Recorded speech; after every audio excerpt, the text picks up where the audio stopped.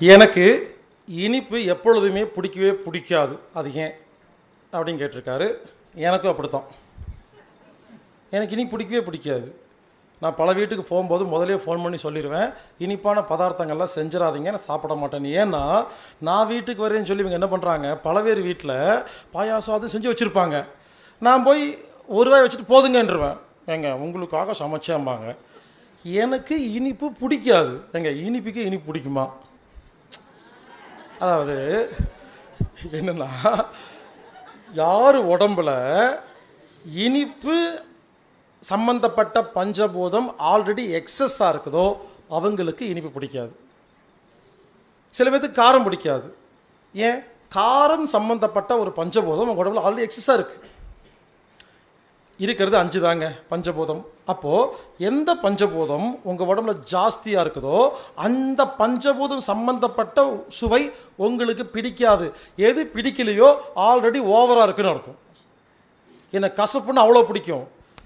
இப்போது பச்சை பாவக்காக எடுத்து கொடுத்து பார்க்கலாம். இப்போது பாவக்காய் கொடுத்து பாருங்கள், அப்படியே கடிச்சு சாப்பிட்டு நம்ம பேசிட்டு இருப்பேன். எனக்கு கசப்பே தெரியாது. ஏன்னா எனக்கு கசப்பு தேவைப்படுகிறது. காரம் கொஞ்சம் தூக்கலாக சாப்பிடுவேன், புரிஞ்சுக்குங்க. அதுக்காக நான் சாப்பிட நீங்கள் சாப்பிட வேண்டாம். உங்களுக்கு உங்கள் நாக்குக்கு எது பிடிக்குதோ சாப்பிடுங்க, எது பிடிக்கலையோ சாப்பிடாதுன்னு சொன்னேன் இல்லையா? அதுக்கான கேள்வி தான் இது. உங்களுக்கு இனிப்பு பிடிக்கலன்னா, இனிப்பு என்பது மண் சம்பந்தப்பட்ட பஞ்சபூதம்.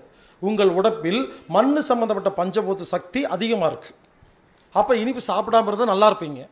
உங்கள் நாக்கு சொல்லுது சாப்பிடாதேன்னு சொல்லுதா இல்லையா? சாப்பிடாதீங்க.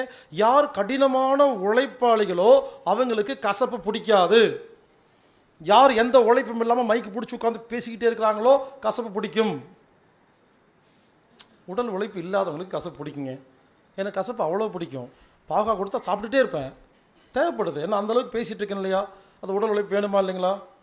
புரிஞ்சுக்குங்க. சிம்பிளாக சொல்கிறேன், உங்கள் நாக்கு தான் டாக்டர், சுவை தான் மருந்து. யாரையும் கேட்க வேண்டாம். அதுக்காக உங்களுக்கு இனிப்பே பிடிக்காதுன்னு வச்சுக்காதீங்க.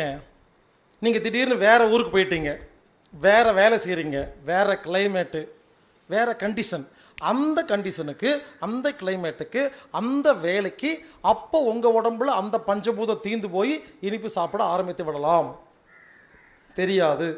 இப்போ இருக்கிற வீட்டுக்கு, இப்போ இருக்கிற வாழ்க்கைக்கு, இப்போ இருக்கிற சுச்சுவேஷனுக்கு உங்களுக்கு பிடிக்கல, அவ்வளோதான் ரூல்ஸ்.